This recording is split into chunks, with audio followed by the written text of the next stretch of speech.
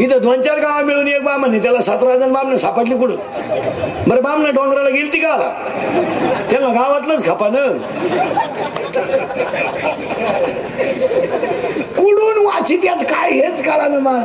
वाल्याच्या बाबतीत एकच ध्यानात ठेवायचं मला, वाल्यासारखा भाग्यवान कोणी नव्हता, फक्त संगत त्याचा वाईट त्याची होती. नाही तर नारद त्याला भेटायला गेला माहिती काय कच्चा गडी होता का? काही लोक म्हणले त्याला बायकोनं खसकावलं, शहाणा झाला. बायकोचं ऐकून लोक सुधारतात. कितीतरी बेवडे बायकाने हल्ले तरी दारू सोडली वाल्या काय तरी.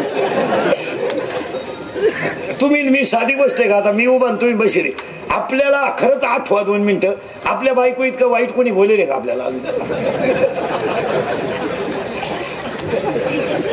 तरी आपण त्याच घरी मुक्कामाला आहे, खरं नाही विचारतो. आपली बायको आपल्याला 2 पोरं झाल्यावर म्हणते तुम्हाला काही कळत नाही.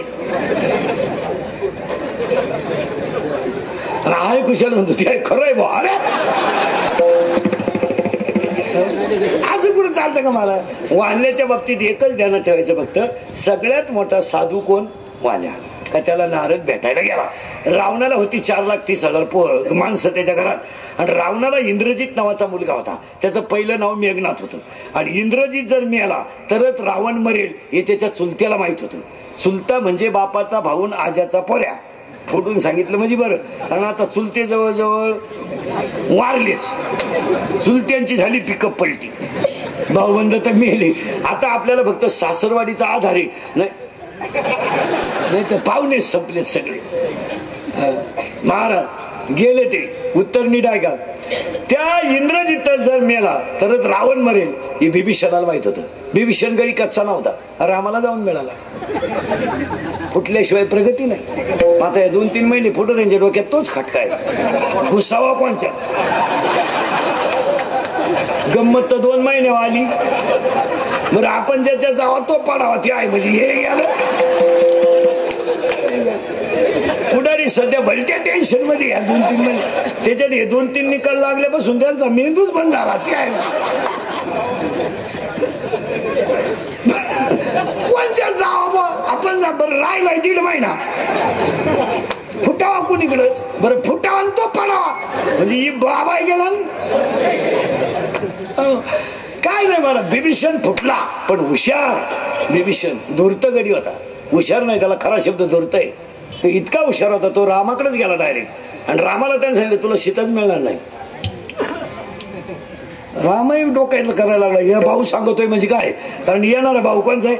रावणाचा आहे. रामाने सांगितलं का तुला इंद्रजित पहिला मारावा लागल तेव्हा सीता मिळत. दिलीन चुलत्यानं लावून. पुतण्या मारायची मीटिंग घेतली चुलत्यानं, पण आता काय माहिती. आणि मीटिंग काय धाब्यावर नाही झाली चकणं चुकणं खाऊन, पण मीटिंगचा विषय ऐका. रामा इंद्रजित मारायचा आहे, पण एक हात आहे, त्याचा जो हात आहे त्या हाताला वरदान आहे. त्या हातात जर कधी बाण आला समोरचा मेलाच, सावध राह. सल्ला सुद्धा भारी दिलता. इंद्रजितानं भात्यात हात घातला आणि समोरून बाण आला मारा. राम बाण आला तर इंद्रजिताचा हात ढोपरातून उडाला तर लंकेत जाऊन पडला महाराज. तेवढ्या झपाट्यात जर कधी इंद्रजिताचा बाण आला असता कार्यक्रम रामाचा सुद्धा झालाच असता, पण फुटलेल्या घरातला होता. आतापर्यंत आपले दुश्मन कोण आहे? तो तुटलेला हात अंगणात पडला महिला मंडळ. तर रावणाची सून बाहेर आली सुलोचना. ती काय 4 गुरुवार करीत नव्हती. तुमचे संपले का गुरुवार?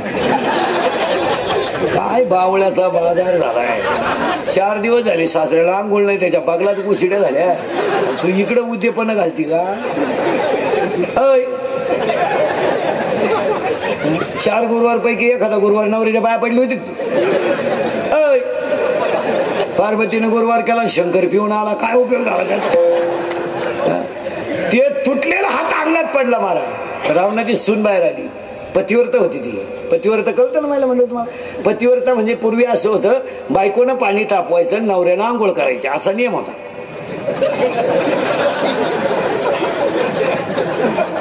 आता हेच येड बंबात ठोकळे घालीत बसत आहे. खालून लुंगी झाली तरी वरून ठोकळे टाकते. तिनं तो तुटलेला हात घेतला महाराज. ती तुटलेला हात तिनं पाहिलं, ती डिरिंग बाज होती. तिने सांगितलं ज्यानं इंद्र हरवलाय त्याचा हात उडवायची डिरिंगच कोणी केली? तिच्या बापानेच केली. ती कोणी केली? लक्ष्मण कोण होत तिचा? मग पाहुणे रावळे का आलाय? आता ही पुण्यतिथीला आलेली पावली पहिल्या पंक्तीला जीव घालायची. भाऊ तुम्ही निघा इथून. ते मला मुक्काम करायचं आहे, हायवेला झोपा, तिकडं उलथा. हो महाराज, तो तुटलेला हात गेली ती हाताजवळ.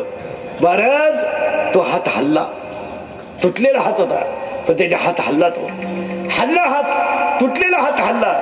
तर तिने कागदात पेन घेतला आणि त्या तुटलेल्या हाताला दिला. त्या तुटलेल्या हाताने त्याच्यावर लिहिलं, तुझ्या माहेरच्याने माझा घात केला, बापानेच केला. ती तुटलेला हात घेऊन रावणाकडे आली. पाया पण सांगतो हे इंद्रिकेचे कीर्तन आहे. दिवस बदलतात, घमेंट कमी करा. दिवस बदलतात, तेच दिवस राहत नाही. माझं आपलं कीर्तन महाराज म्हणून कधी ऐकायचं नाही. महाराज उलथू द्या, मरू दे तिकडे.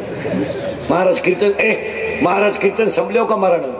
तुमचा मुलगा म्हणून ऐका आणि तुमचा मित्र म्हणून ऐका, ते सत्यच आहे. आपलं कीर्तन तुमचा मुलगा म्हणून ऐका एक आणि मित्र म्हणून ऐका एक, ते कालही सत्य, आजही सत्य.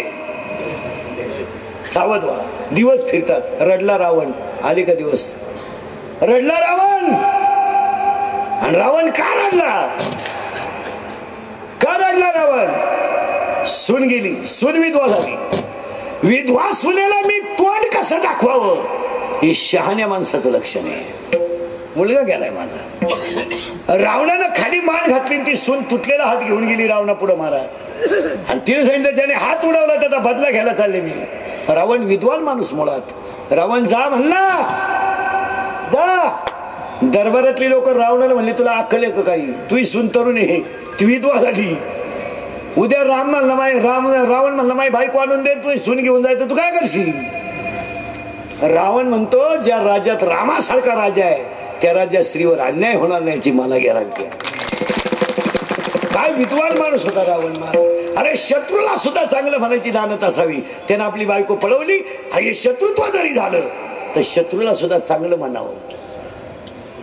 वाईट कधी कुणाला नाही. काय शिकला रावण? आणि मग काय बोलता महाराज? एकदा अरण्याला आग लागली का हरणाला कुठं पळून जावा सांगायला लागत का? अरण्याला आग लागली की हरण आपोआप पळून जातात. फुलाचा मकरंद संपला की भुंगा आपाप निघून जातो. खिस्सा रिकामा झाला का पाहुणे घरातले आपाप दूर होतात. करायची काय गरज नाही रे.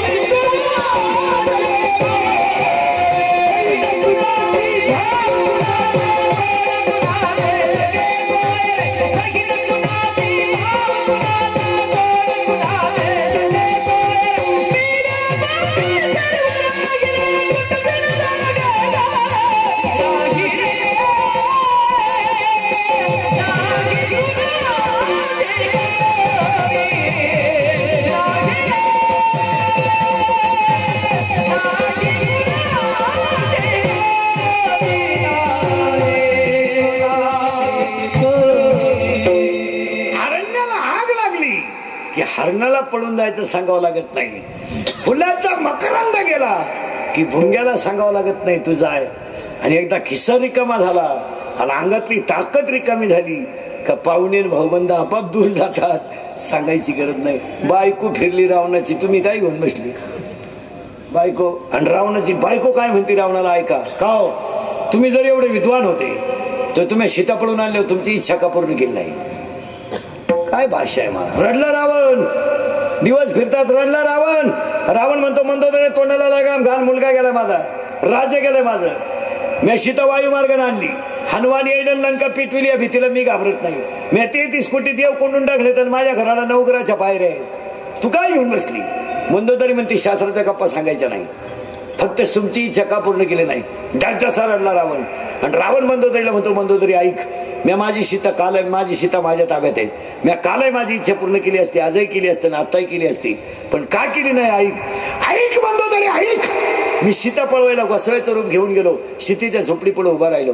तेव्हा मी तिला म्हणलो तो माय भिक्षावाडा, आणि मी खानदान असल्यामुळं माझी नगरी गेली तरी चालेल, पण माय शब्दाला धोका देणार नाही. चौथा अध्याय, एक वडील जे जे करती तया नाम धर्म ठेवीती. एक पोरगळ पण होतं, आणि मग ते दरिद्री उठलं पालथे मेंदूच, ते कुंभकर्ण ते 6 महिने पसरेल होतं ते उठलं, तोही गडी उठला. मग या कच्ची झाली बाजू झालो, तोही उठला. आणि तो म्हणला का रे तू जर एवढा विद्वान होता तर रामाचे कपडे घालून सीतेला वश करायला गेला? वश करायला काय घालता? रडला रावण, आणि रावण म्हणतो मी सीतेपुढे उभा राहिलो, मी रामाचे कपडे घातले. अरे सीता इतकी पतिव्रत आहे, इतकी पतिव्रत आहे, तिने माझ्याकडे पाहिलं तर माझ्यातला काम गायब झाला, इतकी सीता पतिव्रत. परत थोडं मागं जाऊ आपण. ज्ञानच देव आहे, हा जो संसार आहे ज्ञानाला सुखाचा आहे आणि अज्ञानाला दुःखाचा आहे. इथं आपण 30 मिनिटापूर्वी होतो.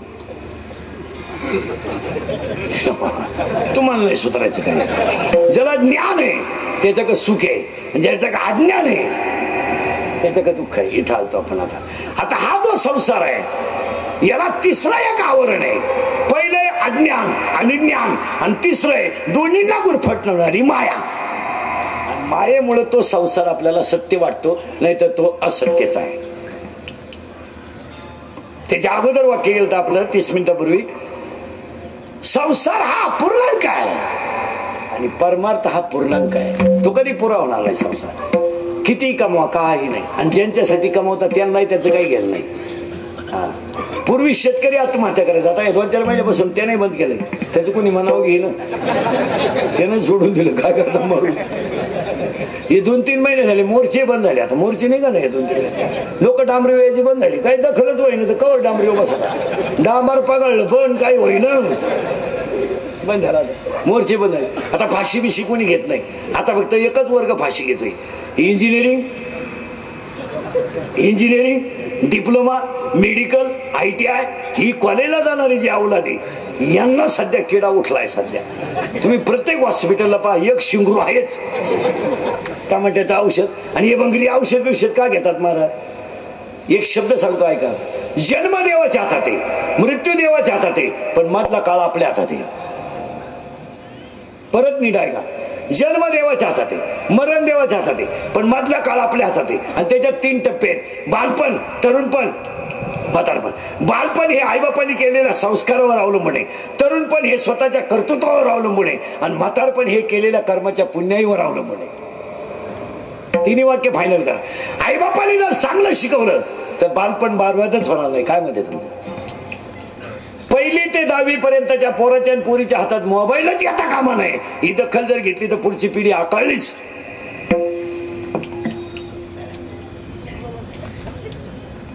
मग ही कॉलेजची शिंगर माजाटल्यावानी का करता?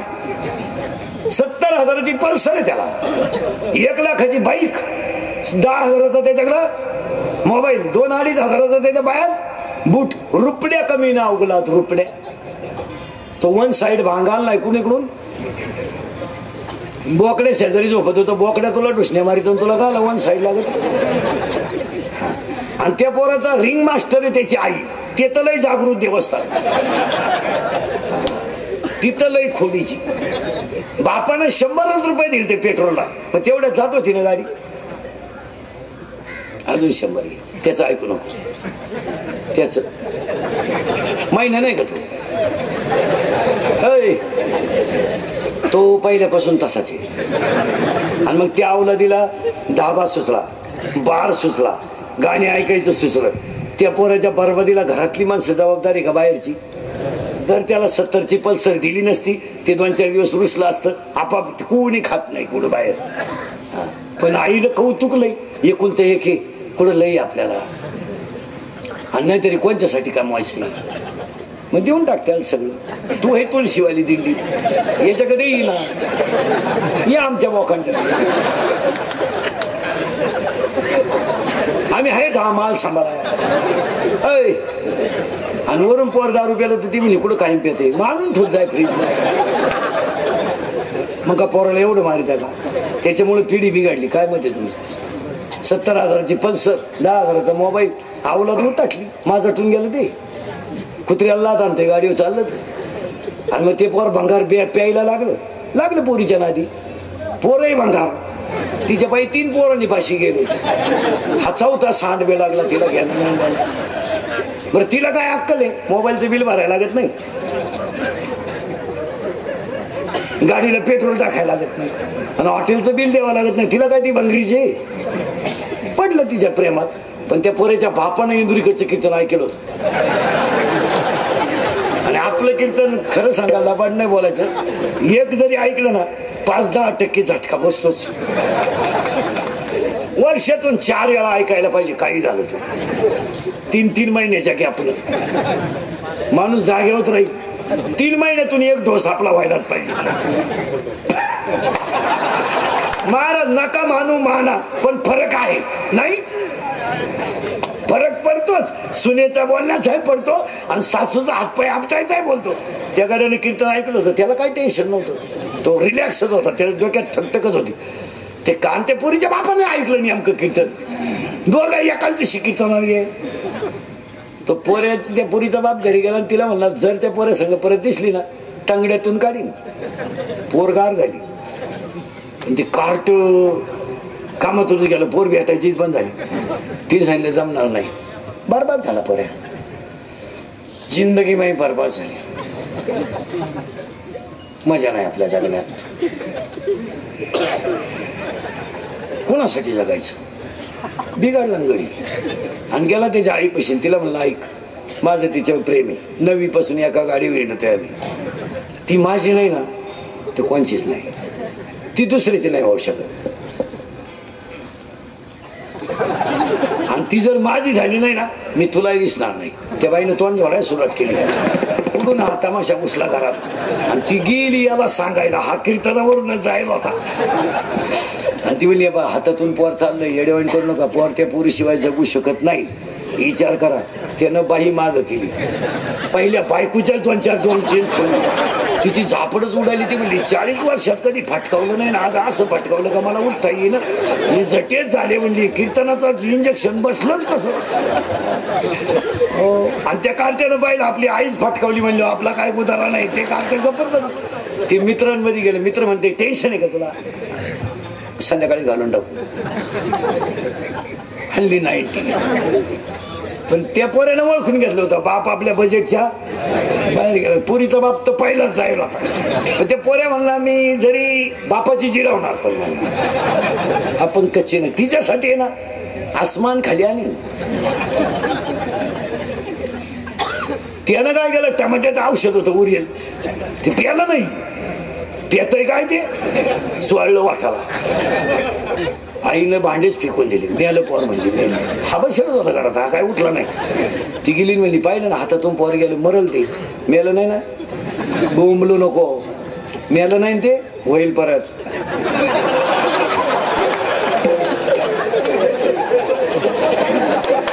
कीर्तनाचे झटकाच तसा आहे, परत होईल, थोडं लांबल पण होईल, तू बोंबलू नको. नाही तर ते करतो म्हणलं औषधही लागू पडा ना बापाला. बापच बिघडला म्हणला. पण ते घाबरलं, चोळलंय म्हणलं, त्याला वाटलं आपलं कमी जास्त होईल. ते बापा पुढंच आलं. बापानं बाई मागच करेल होती. अशा 5-7 ठेवून दिल्या त्याच्या. ते म्हणलं पप्पा मी पेलोच नाही, फक्त चोळलंय. आणि नका बुवा हे कुठाने झाले, आता परत त्याचं नाव घेणार नाही, आग लागू दे त्या पोरीला. रिपीटच केला बापानं. चाल डॉक्टर कर. डॉक्टर नाही ना एंटी मारेल होती, घातला ना आतल्या खोलीत. आणि डॉक्टरनं बेल्टच काढला कमराचा, असं रिपीट केलं. तो डॉक्टरला म्हणलं डॉक्टर साहेब पाया पडतो तुमच्या, मी फक्त चोळलंय हो. बापानं हल्लं 1 पट, तुम्ही हल्लं 2 पट. ती पोर उभी जळाली तर मी हिजवाय जाणार नाही, पण मला सोडवाल तुम्ही. डॉक्टर म्हणले तसं नाही, पेशंट आणल्यावर धुतलंच पाहिजे. येड्यावाणी करता येणार नाही. तो म्हणला मला उठाया वाचणार नाही. काय डॉक्टर म्हणले झोप खाली, खाली झोप. आणली ना नळी, धुवायचा ना, मागून घातली.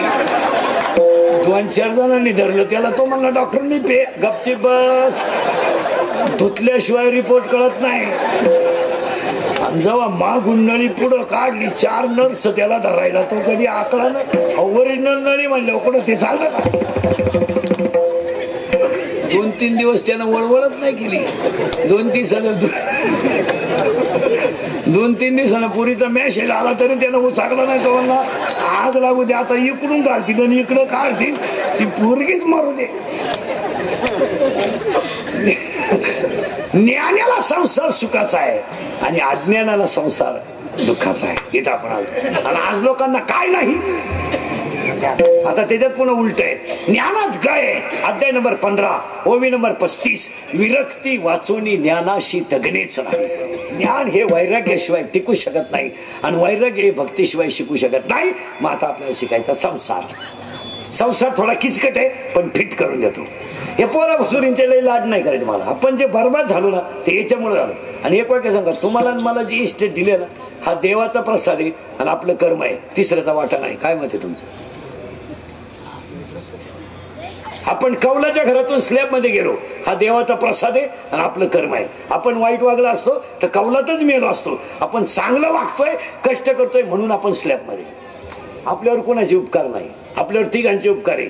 1 आई वडील, 2 संत आणि 3 देव. चौथा कोण उपकार करतो आपल्यावर? नाही. जाऊ आपण गरिबीतून मोठे झालो महाराज. मग आपल्या पोरांना त्याची जाण नाही, इस्टेटीचा मजा नाही. लई लाड नाही करायची. ऐका आता जरा किचकट आहे, संसार पण मांडून देतो. याला 2 गोष्टी आवडतात. याला सुगंध आणि दुर्गंध. याला वेद बरं का दुसऱ्या अध्यायातल्या महाराज मंडळी. याला सुगंध आणि दुर्गंध आवडतो. याला निंदा आणि स्तुती आवडते. याला कानाला याला चांगलं आणि वाईट आवडतं. आणि याला स्पर्शाचे 2 गुण, बेसूर आणि कठीण. दुसऱ्या अध्यायाच्या वाव्यात याला सुगंध दुर्गंध आवडतो. याला नुंदा स्तुती आवडते. याला स्पर्श मऊ आणि कठीण आवडतो. आणि याला चांगलं आणि वाईट आवडतं. बरोबर आहे. आता ऐका, यानं जर एखादी गोष्ट पाहिली तर ती गोष्ट चांगली का वाईट हे ठरवण्याचा अधिकार याला नाही, त्याला मनाचा आधार आहे. मग ह्या गाडी काय करतो? मनाला सांगतो गोष्ट योग्य का अयोग्य. मन असं विचित्र आहे, ते एकटं रिपोर्ट देत नाही, ते एवढ्यांना जाग करते. आणि हे सगळे हलकट याचं ऐका त्या मनाचं. आता ऐका, मनात जी गोष्ट बसली तिला डोळ्यानं साथ दिली. पुरावा 9वा अध्याय. हे मनमीची खरी माझे भजनी प्रेम धरे. आता ऐका, या गड्यानं जी गोष्ट पाहिली तिला आधार दिला मनानं. आणि मनानं काय केलं? हे 10 इंद्रिय जागे केले आणि 10 इंद्रियांनी शरीरात काम तयार केला. आणि काम तयार झाला म्हणून बलात्कार घडला. बलात्कार का घडतो? इंद्रियावरचा ताबा सुटला की बलात्कार घडतो.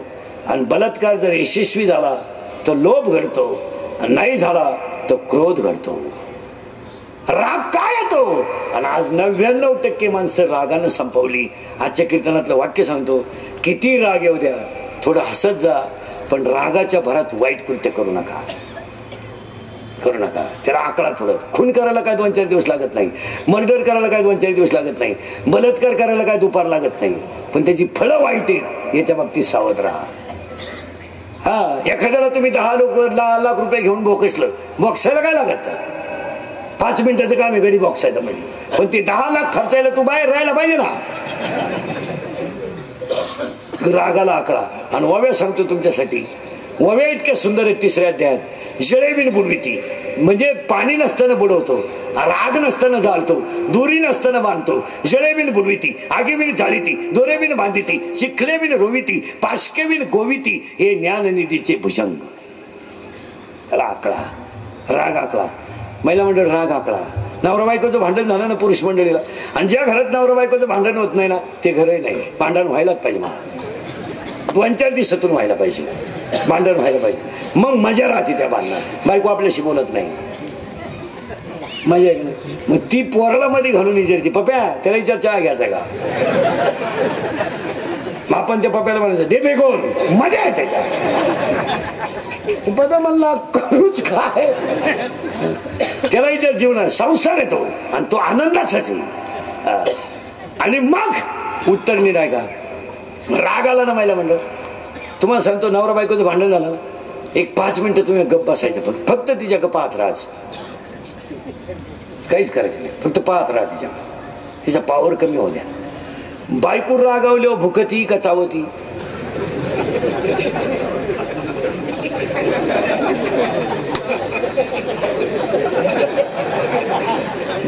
चावती. बायको चावल्या भुकती का चावती? भुकती. मोकळे भुकू द्या, 5 मिनिटं तुम्ही गप्प राहायचं. एक, राग आला ना थोडं, तिचा पावर कमी होऊ द्यायचा. 1, 2, दुसरी एक गोष्ट आहे, थोडं हसायचं, पावर कमी होतो. सच शिकलं.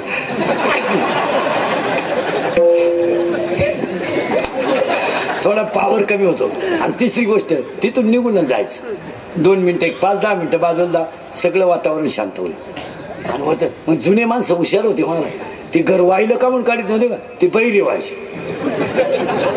जुने माणसं लय हुशार. म्हातारा लग्नावरून आला, संध्याकाळी थकून यायचा, दुपारी उन्हात जेवेल राहायचा, थकून आला का घोंगडी टाकून वाटेवर बसला का नातूच पाणी आणायची.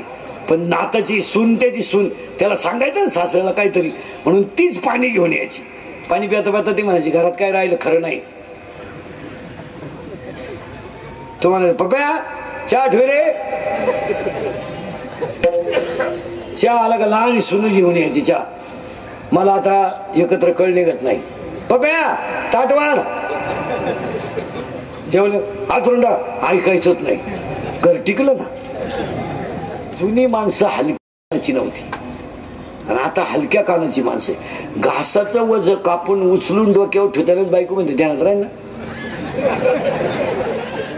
घरी गेल्या काय म्हणायचं, ध्यानात राहील ना. तुम्हाला वज तर उचलू दे. तो म्हणला पाठच करी जातो बाई, पण देव जाऊ. म्हणून तर काही माणसं पहा, लग्नाच्या अगोदर त्यांच्या तोंडावरची माशी उठत नाही. लग्न झाले अशी पोपटवाणी बोलत ती कुठून आकली ती. त्याची आई म्हणती, पप्या हल्ला तर वर पाहत नव्हता, पण काय जादू, जादूची बाई ती, जादूची ती. पप्या बोलायला कोणाला आकळत नाही. बरं पप्या लई बोलत नाही, जेवढं शिकवलंय. 2 भाऊ आहेत, एक शेतीवर आहे आणि एक नोकरीला आहे. तो नोकरीवाला शेतकऱ्याला काय म्हणतो माहिती का, इतके दिवस माझी शेती खाली.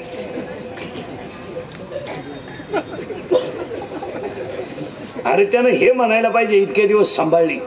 तो म्हणतो इतके दिवस खाली.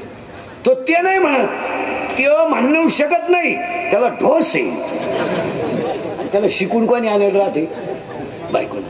म्हणून तुम्हाला सांगतो, भाऊ मला आहे, भाऊ तुम्हाला आहे. आपले भाऊ जर नोकरीला असतील ना, आपले आईबाप गेले ना, त्यांच्या जमिनी त्यांना देऊन टाका. तिकडे बाबळी पिरू, नाही तर कोणाला वाट्यान देऊ. आपल्या पोरांना तळतळाट नको. काय मत आहे तुमचं? त्यांच्या बायकालाही वाईट बोलत मारा. ते काही संस्काराच्या बायका नसतात त्यांच्या. ते काही बोलत, 1.5 पोतं बाजरी पिकली तरी ती म्हणते त्याला का कावळा शिव पोत पुरण का. ती तुझ्या 10 वेळा घोगरे घाल बाई, तिकडे मरून उठतो. ही घ्यायचं नाही मला. हे लोकांचे महाराज, ही लोक आहेत ना, यांच्या मुळात बुद्ध्या विकसित नसतात. यांचं सर्व्हिसवाल्याचं जगणं असं राहतं महाराज. घर, ऑफिस, ऑफिसमधली लोक आणि संध्याकाळी पार्टीचे मित्र, यांना बाहेरचं झटका माहीत नाही. काय माहिती तुम्ही? यांनी सकाळी गाडीला किक मारायची, हापिसात जायचं. हापिसात ती कबरी भांडी 10-5 मित्र, बाहेर येताना नळ्या नोळ्या हाणणारी 2-4 मित्र, आणि शेजारी पाजारी बेवडे 2-4. हेच त्यांचे नातेवाईक. त्यांची व्यापक दृष्टी नसते. आणि मग त्यांनी ते बायकांचं ऐकायचं. आणि त्यांच्या बायका आहे तशाच. महिला मंडळ 2 भाऊ आहे, एक शेतीवर आणि एक नोकरीला आहे. शेतीवर येतो तुमचा नवरा आहे, लबाड बोलायचा नाही. तो तुमच्या सासऱ्यानं ठेवला का त्याच्या कर्मानं राहिला, कर्मानं राहिला. तू काय म्हणते सासऱ्याला, वाटोळं केलं माझ्या नवऱ्याच. तू होती का होती? तू काल आली फुलाच्या गाडीत बसून, तू होती का? तुला माहिती आहे तुझ्या नवऱ्याचा इतिहास काही? त्याच्या पायी 3 गुरुजीनं बदल्या करून घेतल्या, माहिती त्याला जर सकाळी नवी पार्टी दिली तर तो दुपारी 6 घेऊन येत होता. पेन्शनी खातच होता, तो काही लिहित होता का? त्याला पाहिलं कोंबडी सुद्धा मोकळ्या मैदानात अंड घालीत नव्हती, असा नंगाटकडी होता तो. तो उलटा तो ट्युशन लावल्यामुळे जागेवर आहे.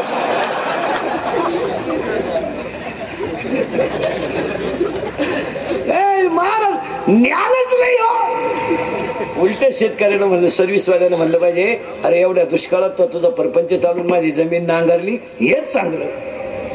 मी ठेवत नाही मला हे लोक लय विचार जिला सून नाही ना सून तिथं बोलूनच देत नाही कॉल माझ्या डोळ्या देखत आणायची म्हणते आणि जिनं भावाची केली तिला तोंडही जोडता येईन गालय हाणता येईन तिची अशी गंमत जिनं भावाची करेल ना तिला फक्त म्हणायचं धाकट्याचं लगीन करते का यंदा नाही यंदा तो तसा राहिला तर चालेल नको बाई पहिली ना जेवढी जिरावली तर दुसरी काय करतील का ज्या पोरानं बायको करेल नाही ना बायको ते कार्ट बोलून देत नाही कोणाला ते म्हणतात बायको करू दे अशी नीट करून टाकेल गपची बस असंच म्हणायचो बाप तोही सासरवाडीला कांदे वाट्याने करायला गेला भाऊ बायको येते इथं कापड दुकाना पुढे प्लॅस्टिकची बाई पाहिली तरी माणसं उभी राहते स्टॅच्यू असते ना प्लॅस्टिक बायको मिळायची अपेक्षा सोडून द्या आता जे राहिले तुम्ही सोडून द्या ना आणि आता लोकांनी काय प्रचार केला माहिती का मला मुलगी मिळत नाही तसं नाहीये मुलीच्या क्वालिफाईड मुलगा नाहीये गंमत काय झाली महाराज लोकांनी निगेटिव्ह लोकांचा एक बाबा महाराज 10 वर्षापूर्वीचा काळ आणि आत्ताचा काळ फरक आहे ही शिरनेर तालुक्यातली ही जी गावात नाही दातली खोपडीन दुडीन बुद्री कोण खोतू ही कडक टोप्यावाली कांद्याच्या पैशावाली मंडळी ही आता गार झाली लय कडक आहे ती आता चिंगळी गेली वाफ आहे गेल्यामुळे ती गार झाली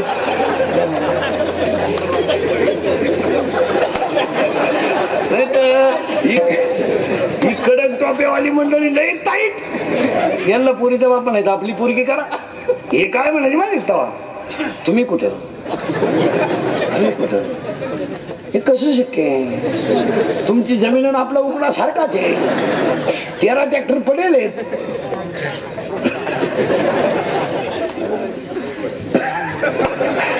आता अशी जिरली आता पोराचा बाप आहे ना शेपटापासून गार पडला आता त्याची वळवळच बंद झाली ते बळच आता पुरीच्या बापाला म्हणते राम राम थोला यंदा नाही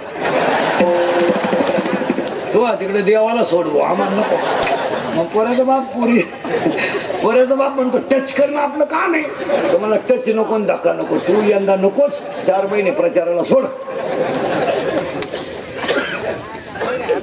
रेंज गेली काहींची बायका नाही 35 झाली काही जोडीदारांचे ऑपरेशन झाले कार्यक्रम बंद झाला आघाडी तसा व्हायरस आला भाऊ जाम झाली पोरांचे बाप मी 10 वर्षापूर्वी म्हणत होतो हुंडा बंद होईल उलटा झाला हुंडा उलट आपले 10 वर्षापूर्वीचे वाक्य ना आज जसे शेतमार एक खोटं ठरणार नाही जिरलीच आता पुरीचा बाप पैसे घेऊन निवांत आहे आता तिकडून पुरी आणतात लोक खाली मराठवाड्यातून त्या राही ना त्यांना फुकाट खायचीच हो त्यांना कवा हे चिंगळ्यानं वाफे कळते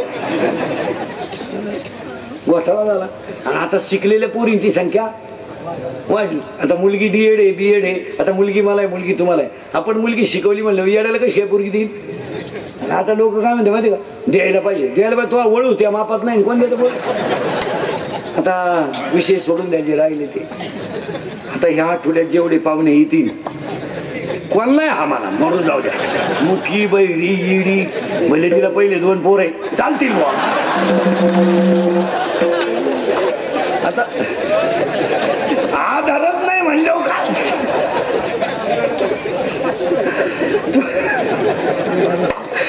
तुम्हाला आता एकच पर्याय पोरांनो मोबाईलच्या स्क्रीनला कोणता तरी फोटो ठेवणे झोपायच्या टायमाला पाहणे नाही झोप आली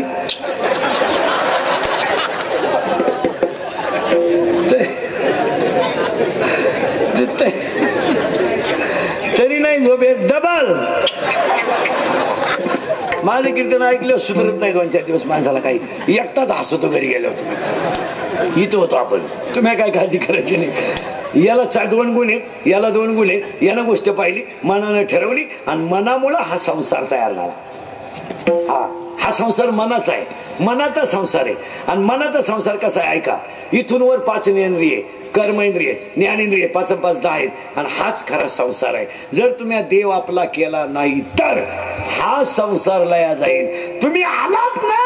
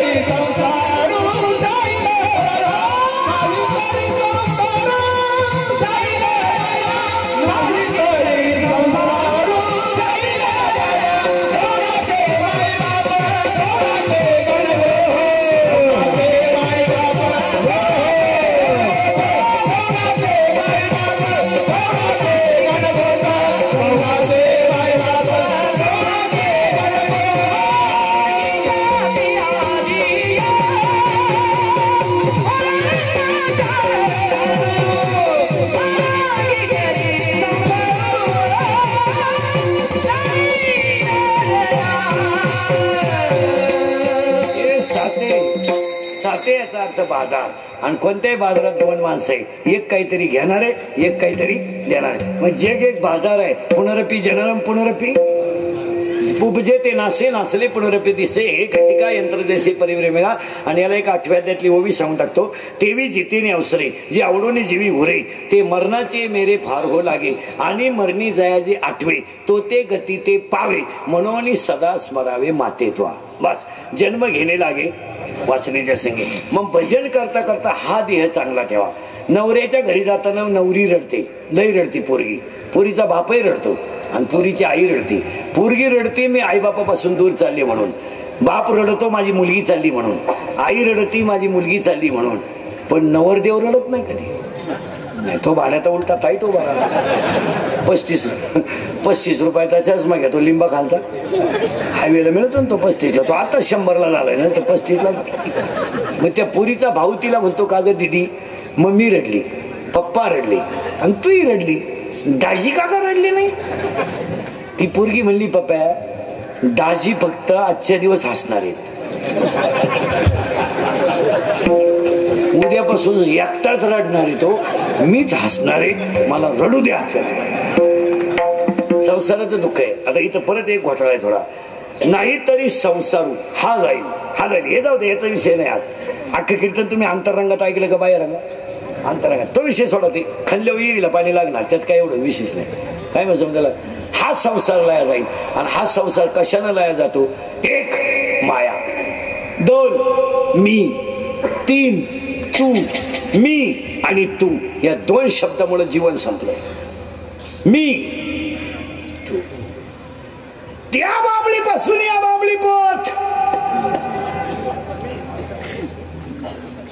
तू जाऊन दाखव. आता या हायवेच्या कडे ती जी गाव आहेत ना ही सगळी, ही 5-10 वर्षात पागल होणार. ज्यांना ज्यांना हायवेचे पैसे मिळाले त्यांनी बहिणी दावी लावली. मला सई मागा गेला, बहिणी कधी म्हणली तू तो आजच आला, मला 6 पोरं झाली तर कधी डोकून नाही पाहिलं तुला. सई नाही. आता अजून 5-6 वर्ष थांबा. आता एवढं नोटाबंदी झाल्या त्यामुळं हायवेची मंडळी थोडी गार झाली, गुंठा खपाना प्लॉटही जायना.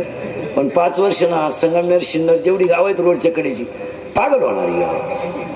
उतटून जाणार ती, खडे आणणार लोकांना. कारण पैसे जमिनीचे मारा तुम्ही, सरकार सगळ्या योजना राबवू शकतं, जमीन कुठून वाढी.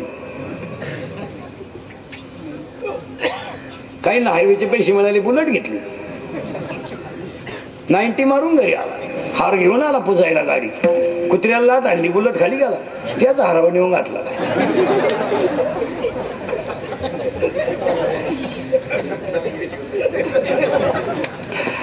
लक्ष्मी येते. अजून 5-6 वर्ष थांबा. हायवेची सगळी गाव आहे ना पागल होणार. कारण तुमची जमीन होणार कोटी रुपये गुंठा, 33/33. तुम्ही नुसते ऐकणार कोटी खलास, काही नुसते ऐकणार इतके. आणि काही जण कोटी हातात घेणार. कोटी म्हणजे 100 लाख खर्चायचे. कसे? 25चा बंगला, 25ची गाडी. किती गेले? 12.5 lakh dance bar, 12.5 lakh beer bar, नळ्या नळ्या खांड खुंड खलास. तुमची पोर आहेत रोडला कुल्फी.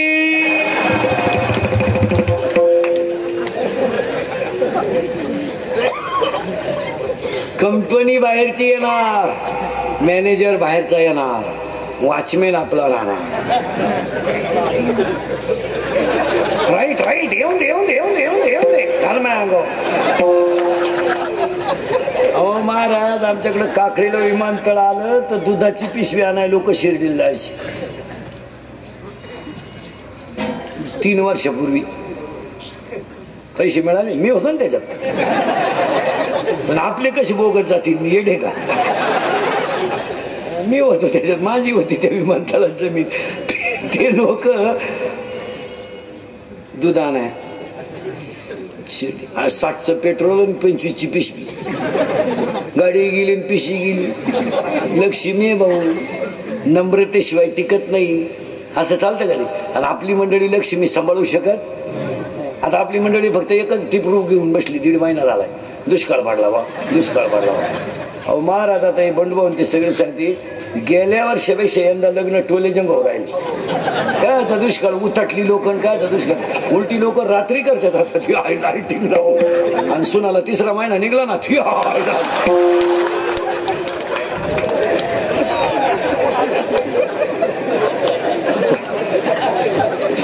महाराज